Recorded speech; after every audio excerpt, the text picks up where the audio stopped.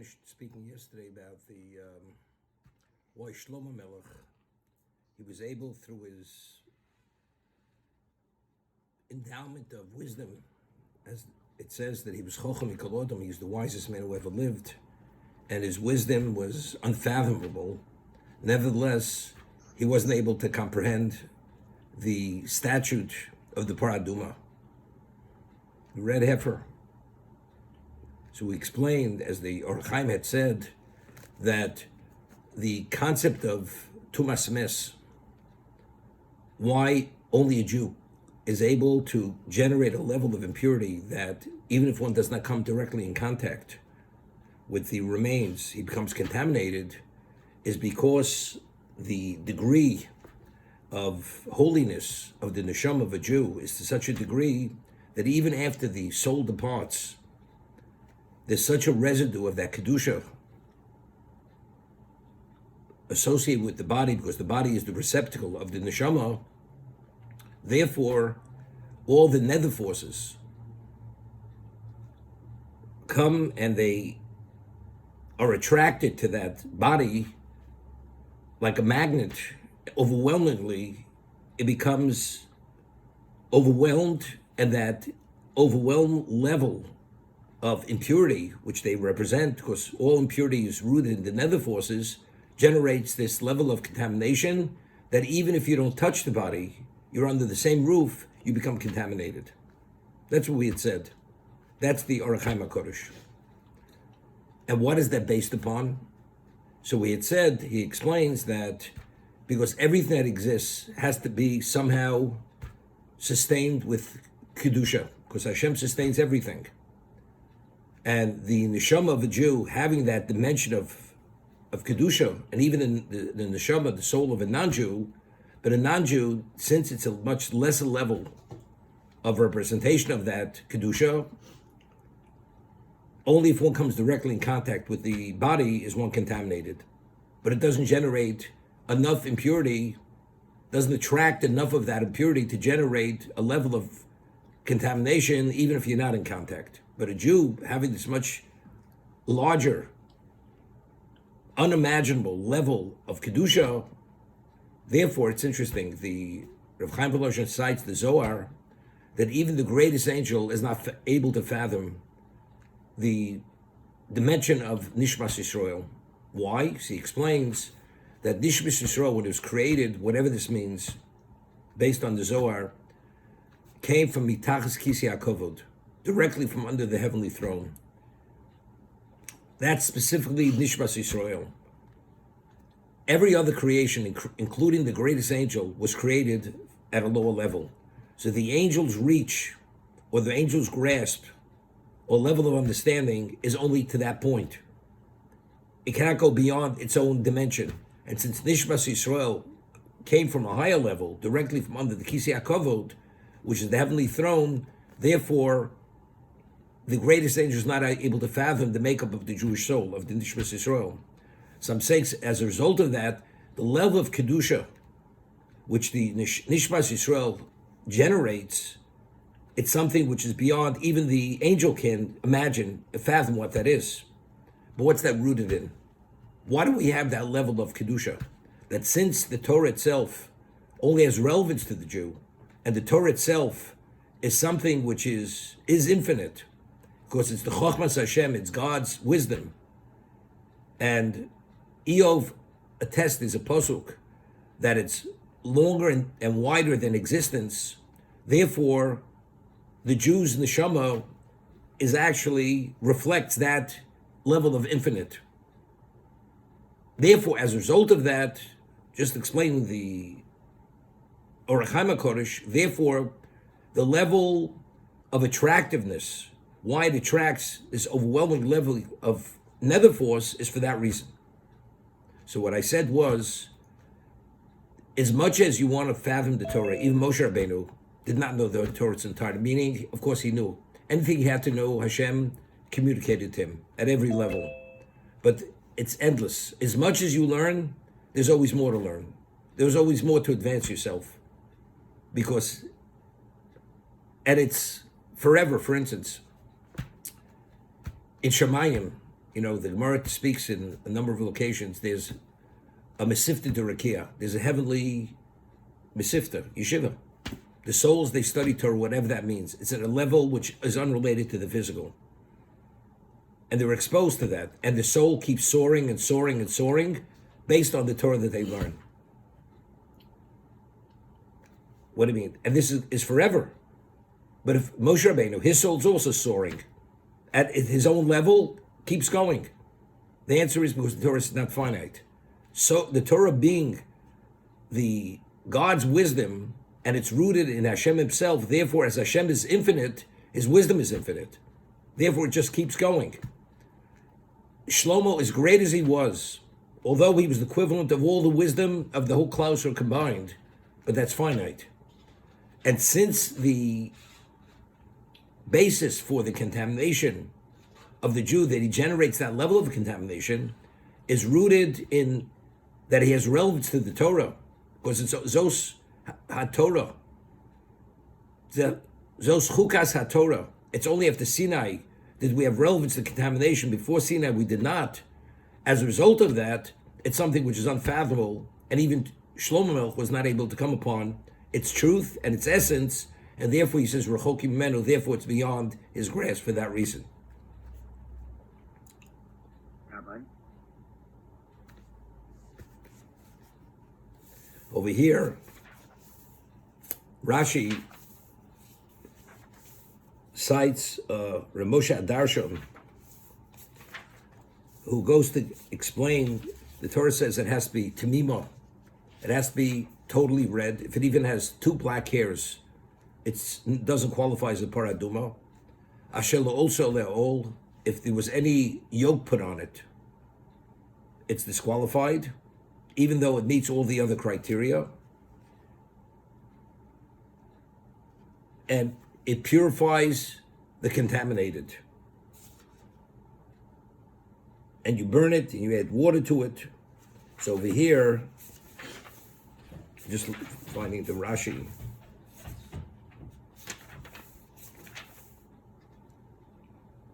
Yeah.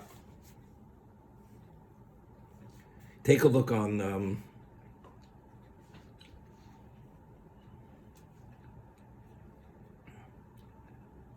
Yutes Chov Beis.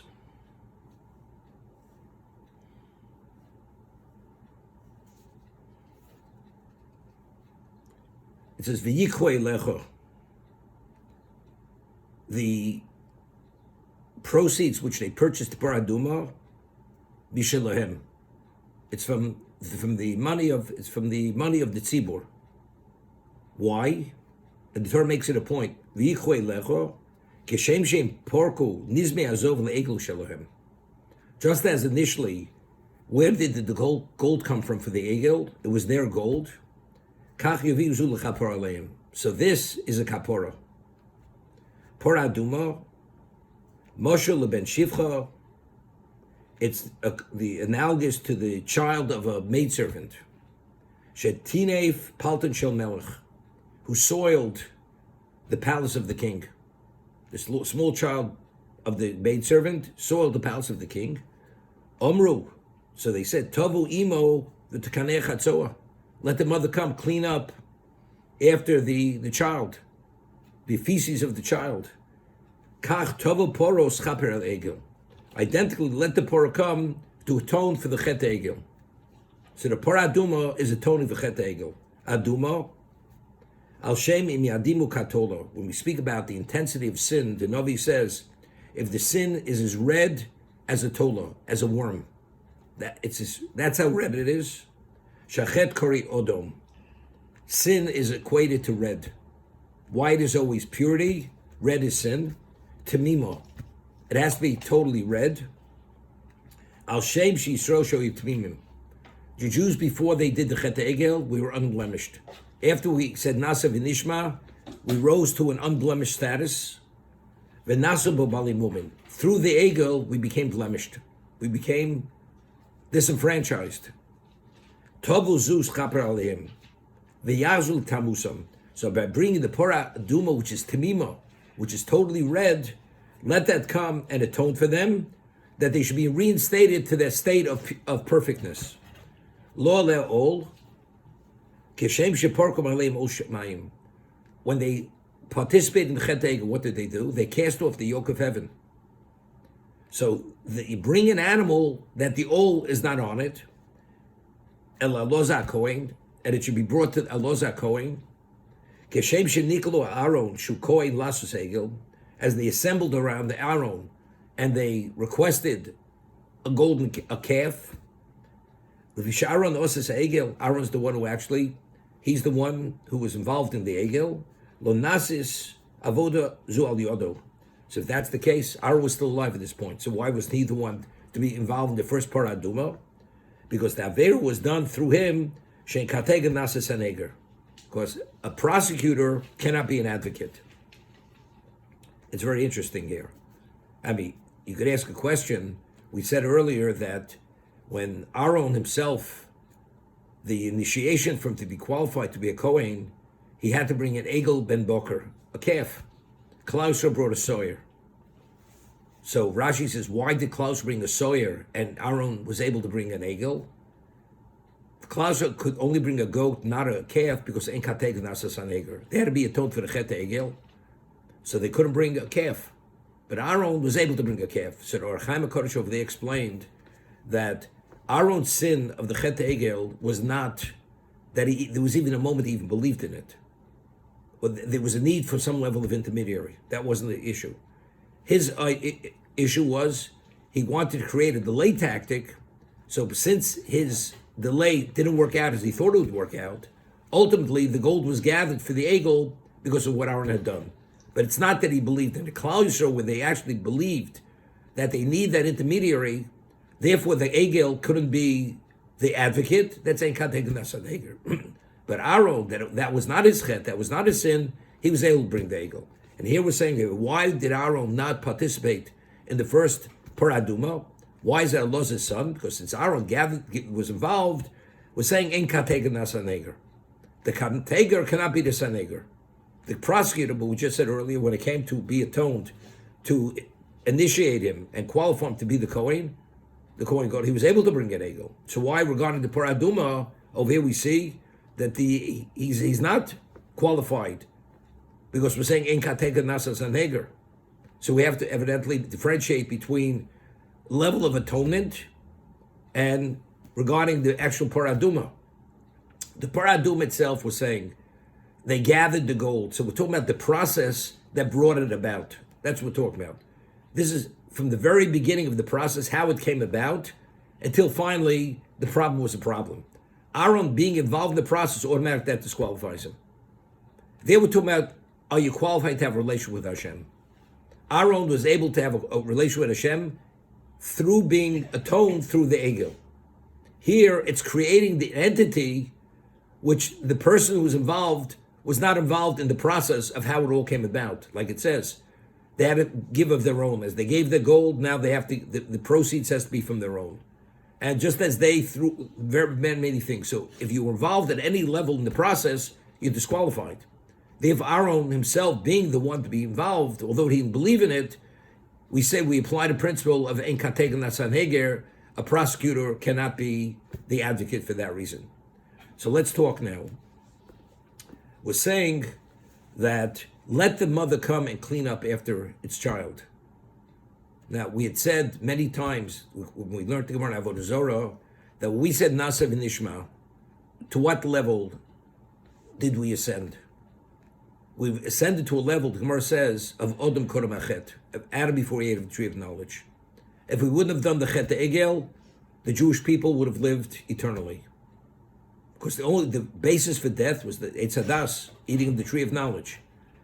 But they reverted to pre-sin, they would have lived. When they participated in the Chet Egel, they reverted back to post-sin. Now they were subject to death again. Okay? Now, what is the basis for contamination? Death. Okay? And what was the cause? What brought death back into being? The Chet Egel.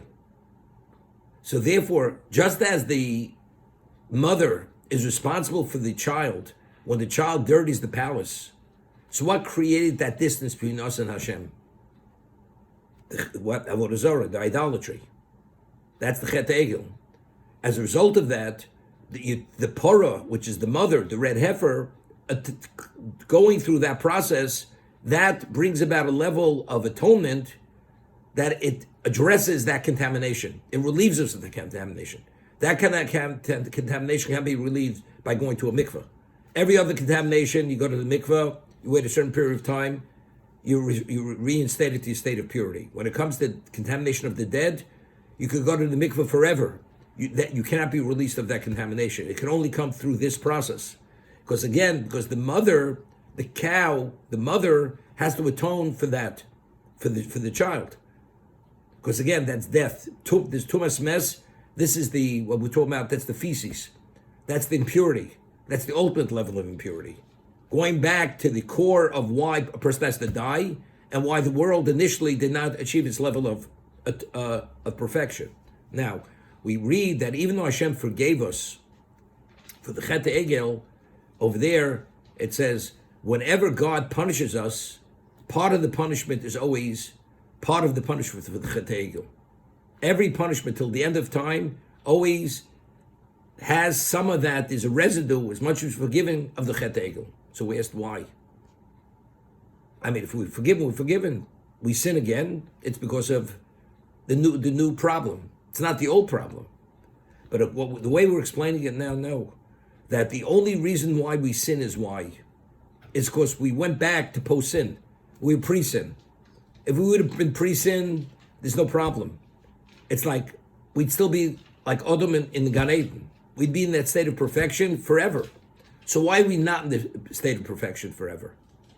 We're not there because of the Chet Egel. So what happens is every sin is directly connected, as much as we're forgiven, but why are we sinning? Because we walked off the cliff. The Chet Egel is always the basis for every sin we ever sin.